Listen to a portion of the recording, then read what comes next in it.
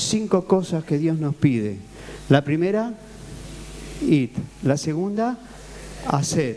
La tercera, discípulos a todas las naciones. Y acá tenemos que detenernos un minuto, porque Jesús dice, hagan discípulos. Es como si alguien nos dice, hagan, ¿esto cómo se llama? Hagan bajos. Necesitamos saber qué es un bajo. ¿Ves que yo ni sabía que era un bajo eso? Necesitamos hacer 3 preguntas a Jesús, porque Él es el modelo de donde sacamos todo lo que tenemos que hacer. Les voy a pedir paciencia porque me falta un ratito. Las 3 preguntas son estas. Primero, ¿qué es un discípulo para Jesús? ¿Qué es un discípulo para Jesús? Me mandó a ser discípulo. ¿Y qué es un discípulo? Me mandaron a ser bajo. ¿Y qué es un bajo? Segunda pregunta. ¿Cómo hacía Jesús discípulo? ¿Qué le predicaba? ¿Qué mensaje les daba? Para sacar un pecador perdido y hacerlo un seguidor del reino de Dios. Y la tercera pregunta es, y una vez que era discípulo, ¿cómo los entrenaba Jesús? ¿Cómo hacía para que esos discípulos guardasen las cosas que Él mandó? En primer lugar, para Jesús un discípulo no era uno que venía a las reuniones. Déjate de jugar a la religión de cartón pintado. Porque podés jugar unos años, pero después vas a tener que ir delante de Dios. Y a Dios no lo vas a engañar. Podés engañar a tu madre, a tu padre, a los pastores, a los líderes, pero a Dios no lo vas a engañar. Para Jesús un discípulo era alguien, Marcos 8, 34 y 35, si alguno quiere venir en pos de mí, si alguno quiere ser mi discípulo, niéguese a sí mismo, tome su cruz y sígame. Cualquiera que quiera perder su vida, cualquiera que quiera ganar su vida, la perderá. Y cualquiera que pierda su vida por causa de mí y del Evangelio, de esta buena noticia del reino de Dios, la salvará. Lucas 14, 25 al 33. Y el que ama padre o madre, esposo o esposa, hijo o hija, hermano o hermana, más que a mí, no puede ser mi discípulo. Es palabra de Dios, es Jesús hablando. Si vas a ser un discípulo, en primer lugar está Dios. Eso es un discípulo. Y después tu esposo, tu esposa, tu hijo, tu hija, tu padre, tu madre, tu hermano, quien sea. No hay otro amor mayor que Jesús. Y termina el pasaje 14:33 diciendo, y el que no renuncia a todo lo que posee, no puede ser un discípulo. Eso es un discípulo para Jesús. No es uno que dice ser cristiano, no es uno que hace el cuadernillo, no es uno que viene cada tanto a la reunión, que cuando no le duele el callo ni cumpleaños la abuela va al grupo familiar. Eso no es un discípulo. Un discípulo es uno que se niega a sí mismo, que toma la cruz. Y yo les quiero decir que no hace falta decir más que esta frase, que se niega a sí mismo. Porque todo lo demás, esto es una explicación mía, lo que yo entiendo. Todo lo demás es una explicación de lo que significa niéguese a sí mismo. Si se niega a sí mismo, su vida no vale nada con respecto al reino. Está dispuesta a perderla. Si se niega a sí mismo, va a tomar la cruz que le toca y va a seguir a Cristo. Si se niega a sí mismo, va a amar a Dios antes que cualquier otro amor. Si se niega a sí mismo, va a estar dispuesto a renunciar a todo lo que posee. No hace falta que demos tantos mensajes sobre la ofrenda a Dios, por qué Dios quiere romper el materialismo dentro nuestro. Y hablemos de este tema como tenemos que hablar cada tanto. Si es un discípulo, todo es de Cristo. Y todo es para la causa de Cristo. Y cuanto más crezca la causa de Cristo, mejor es. Querido, te voy a decir algo. Dentro de 500 años, la casa que edificaste, el coche que tenés, tus huesos, va a ser nada. No queda nada. Nadie va a saber de vos. El esfuerzo que te mataste para tener y tener y tener, desaparece. Y si dejaste una cuenta bancaria, se desvanece.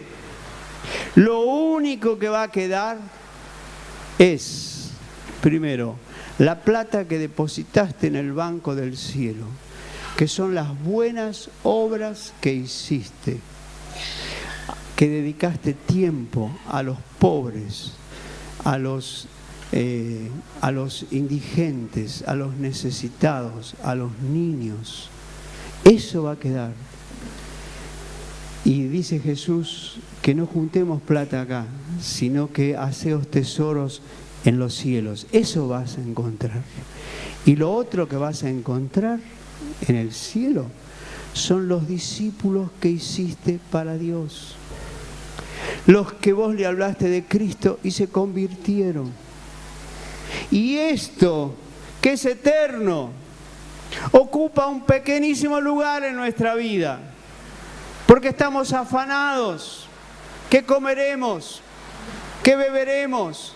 ¿Qué vestiremos? Porque creemos que la vida del hombre consiste en la abundancia de los bienes que posee. Porque tenemos una sociedad que nos está pidiendo que cada vez hay que progresar más. Y te sacan nuevas zapatillas y nuevos vaqueros, digo yo, mi esposa dice que es un término antiguo, nuevos jeans, y que te sacan nuevas computadoras y nuevos teléfonos y nuevas cosas. Y ahí estamos, afanados. Y Jesús advirtió a su generación del último día cuando Él venga. Y dice, mirad por vosotros mismos, que vuestros corazones no se carguen de glotonería y embriaguez y de los afanes de esta vida. Lucas 21:34, y venga sobre vosotros de repente aquel día. Y todo lo que guardaste, a todo lo que le dedicaste tu vida, al título que querías alcanzar. Y no estoy hablando ni estoy a favor de la mediocridad. Estoy diciendo que ahí donde está nuestro tesoro, ahí está nuestro corazón. Y todo lo que queremos tener tiene que estar a un costadito. En el centro tiene que estar Cristo. Eso es un discípulo para Jesús. No hay menos. Cuando alguien quiso un poquito menos, Jesús le dijo, no, querido, no podés. Pero Señor, yo quiero ser salvo. Vende todo lo que tenés, dalo a los pobres y seguime. Bueno, ¿por qué no voy los jueves a la reunión de oración y ministerio y el domingo al sermón del monte? Y no voy a poner el diezmo, voy a poner el 20%. Dios dijo, no, eso no es un discípulo, yo no negocio. Tenés que renunciar a todo lo que posees. Eso es un discípulo para Jesús. Y entonces cuando Jesús se fue en la nube, Juan le vuelve a decir a Pedro, hoy me la agarré con Juan, y le dice, ¿escuchaste lo que dijo Jesús, no? Tenemos que hacer discípulos. No tenemos que hacer juntar gente en la iglesia, que venga a escuchar mensajes, a levantar las manos para cantar y después vive de cualquier manera, ¿eh? Y Pedro le dice, ¿de qué estás hablando, Juan? ¿De qué me estás diciendo? Si toda la vida vimos lo que era un discípulo. Claro, yo me tengo que dedicar 20 minutos a explicar lo que es un discípulo. Pero para ellos ni un minuto. Ellos sabían lo que era un discípulo. Lo vieron. Ellos sabían que el que no estaba dispuesto a entrar a las condiciones de lo que Jesús dice que es un discípulo, Jesús le cerró la puerta. Entonces no hacía falta ninguna aclaración. ¿Y qué predicaba Jesús para ser un discípulo? Predicaba el Evangelio del Reino, predicaba el señorío de Cristo, predicaba el arrepentimiento. Lo voy a decir de nuevo. Predicaba el Evangelio del Reino, predicaba el señorío de Cristo y predicaba el arrepentimiento. ¿Están todos bien sentados? Los que están parados, tengan cuidado por lo que voy a decir ahora. Nunca, ni Jesús, ni los apóstoles, nunca en toda la Escritura predicaron o dijeron una sola vez, cuando hablaron de cómo entrar al reino de Dios y ser un discípulo, nunca dijeron Dios te ama. Nunca hablaron del amor de Dios. Un minuto para procesarlo. Tenemos que romper muchos esquemas que traemos especialmente de la iglesia evangélica. Les hablaban del arrepentimiento. Desde Adán y Eva que se paseaban con Jesús sobre la tierra en el paraíso, hasta que Jesús viene a la tierra, Dios hecho carne.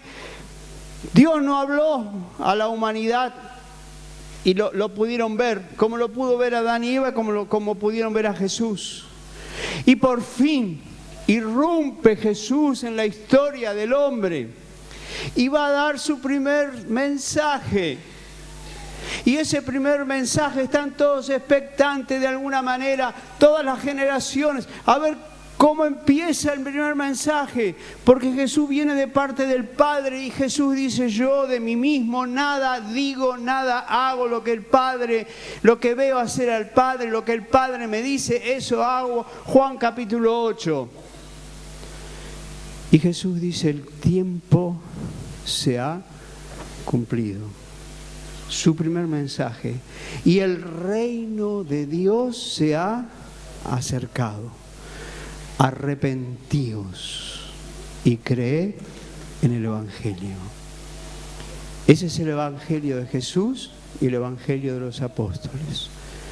¿Cómo hacía discípulo Jesús? Llamando a su generación al arrepentimiento.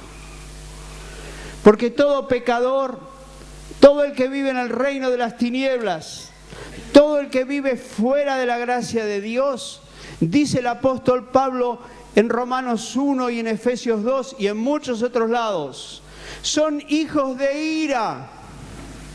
No están bajo ese amor meloso que predica la iglesia hoy a los pecadores, haciéndole creer que Dios es un anciano de barba con un traje rojo y una bolsa llena de juguetes. Dice la Escritura que son hijos de ira, que Dios está enojado y que hay un juicio eterno. Y eso predicaban los apóstoles.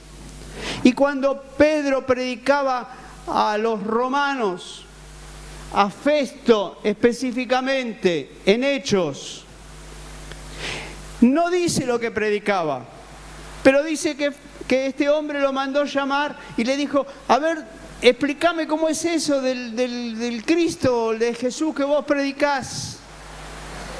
Y Pedro le habló, pero la Escritura dice: y cuando oyó que le hablaba de la justicia, del dominio propio y del juicio eterno.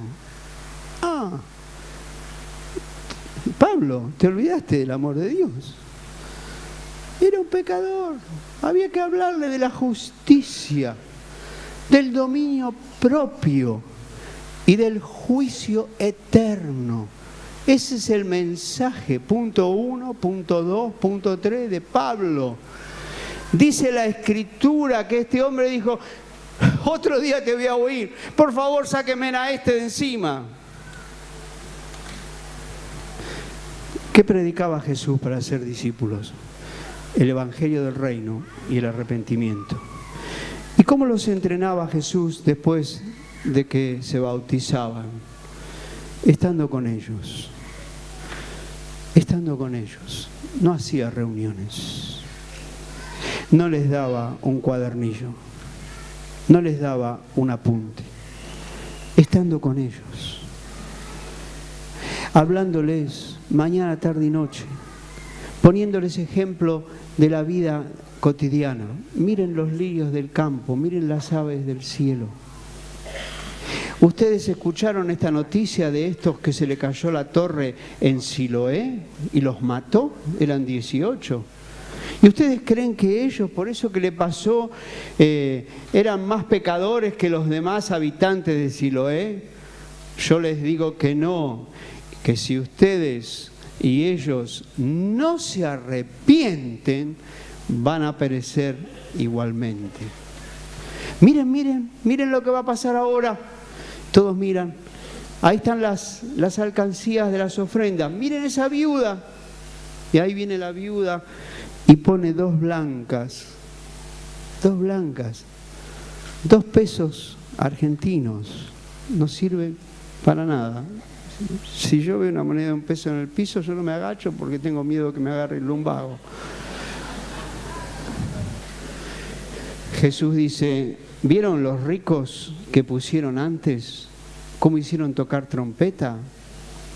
Yo les digo que la ofrenda de esta viuda está delante de Dios, porque ella dio todo lo que tenía.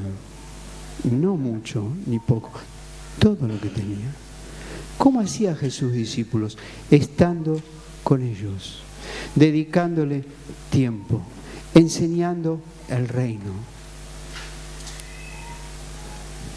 Este sistema que utilizamos de que la coyuntura, no sé, nos vemos cada tanto, tenemos que revisarlo profundamente a la luz del ejemplo de Jesús.